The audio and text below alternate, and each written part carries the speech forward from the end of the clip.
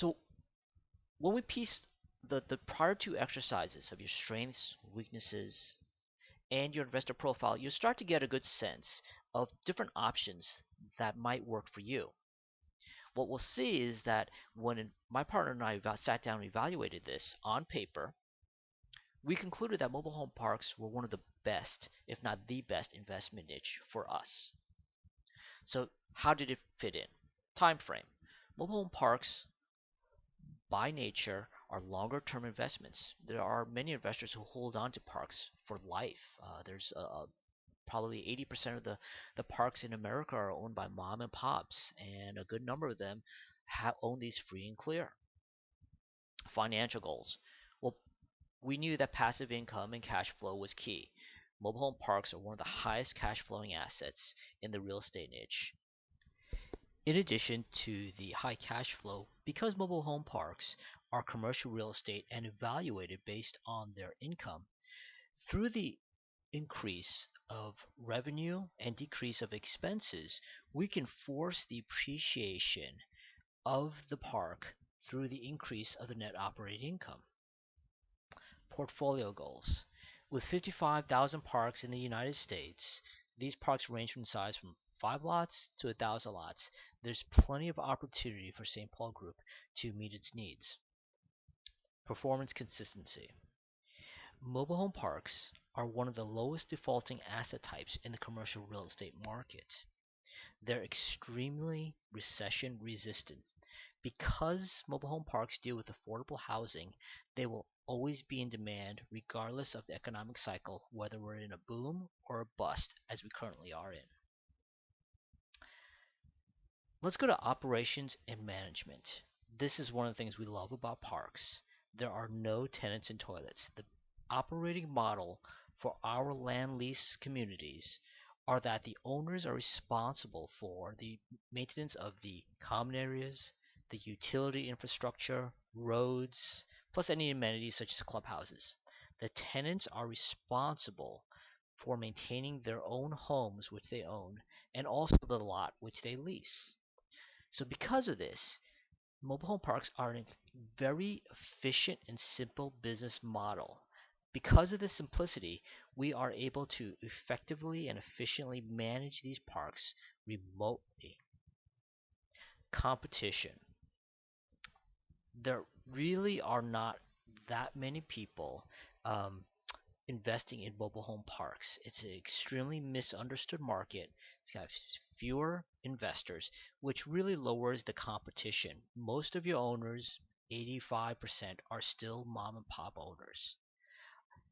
The one drawback, which has to be noted, is because there are only 55,000 parks in the United States and also with fewer buyers, when it comes time to sell, should that be the case, you have lesser liquidity. So this is the one drawback that we noted during our initial due diligence.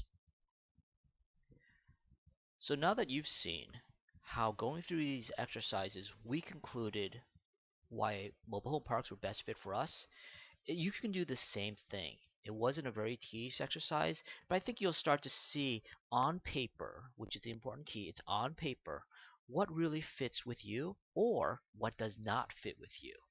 So go through the exercise. I highly recommend it. What we're going to talk about next is being an active versus a passive investor. Many of the new investors I talk to say they want to be an active investor, and once they start getting into it, they realize, well, maybe this may not be the best thing for me. Again, this may also align with your strengths and weaknesses or constraints. If you love your full-time job as I'll say a doctor, you probably will not be a full-time real estate investor. So that you have to understand, what side of the fence you're really going to go be on. So, as an active investor, we work. We source our own deals. We execute. Meaning, if I'm a rehabber, I either do the rehab or I work with contractors to get the rehabbing done, and then working with the brokers to sell the properties. Or if you're doing like us, turning around mobile home parks, we often have to go on site and turn around an entire property. That is not passive by any means. as an active investor, we're continually working on our education. There's a large time and capital commitment on our parts. Also, as an active investor, it's important that we're always refining and improving our management and operational skills because that always comes into play, especially for the long-term investments.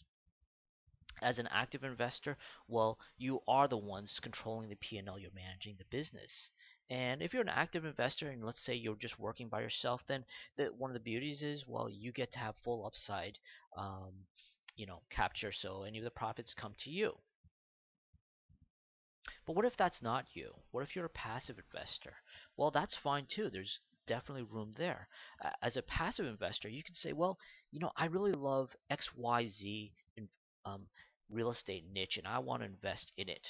I want to invest in land development in Costa Rica. Well, you can find that and align yourself with a real estate management group or fund or partners who focus on that niche and work with them.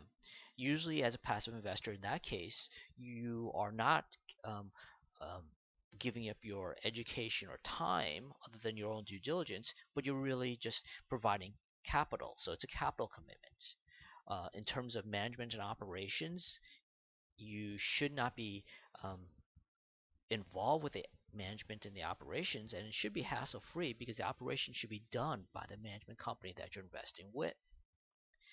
Now, as a passive investor, although you will not be managing the full P&L, you should be reviewing all of the information. So your time and knowledge is important in terms of reviewing what is being done by the managing members.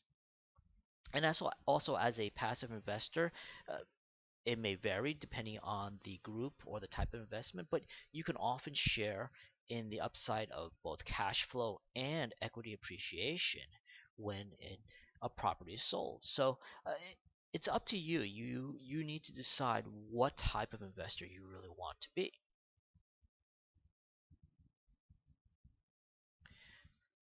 Let's go and start to review. So what was our process that we did this entire video? So the first thing we did is identify your strengths and weaknesses. So the key word is your. After you take a look at that, then figure out your investor profile objectives. What is it you want? And think about what it is you want now, because this may change in, let's say, 5 years, and probably will. Based on those two, you can often figure out what the best niche or niches are for you. And then lastly, decide whether you want to be an active investor or a passive investor. You found your niche, you found what works for you. You want to decide whether you want to go out and find all the deals and make it happen, or whether you want to align yourself with other professionals who are already successful in doing this and work with them. And then lastly, set your plan and execute. It's really as simple as that. So let's do a little quick summary, shall we? Here's what the most important things are, in my perspective, for the process. First, just do a good, solid evaluation. And in this case, the evaluation is going to be of yourself and your goals. Be honest with yourself. Write it down. If you don't write it down, you don't get to see it. It doesn't jump out at you. If you don't write it down, it's not real. Once you have your business plan, I do encourage you to review it consistently. My partner and I review our plans every quarter, every year, and we set it down. Once you're running with your business, do not be afraid to course correct. You may find a hiccup. You may find something not working. Do not be afraid. There's nothing wrong with it. In fact, it's expected that all plans need to be changed or evolved. And lastly, commit to continual education and growth. That's what it's all about. If you don't stay with the times, you're never going to succeed. And lastly, just commit, and do it. Don't be afraid. So that brings us to the end of this video. Hopefully you find it useful. We definitely found these exercises useful for us. Again, you don't have to do these exercises exactly the way we did it, but the questions may be your own. but the general perspective of understanding the niche for you is a very important first step. It'll keep you from spinning around and looking through all the various types of real estate investment niches and just spinning and floundering. So, with that said, I want to say goodbye and thank you for just listening in with us. Take care now.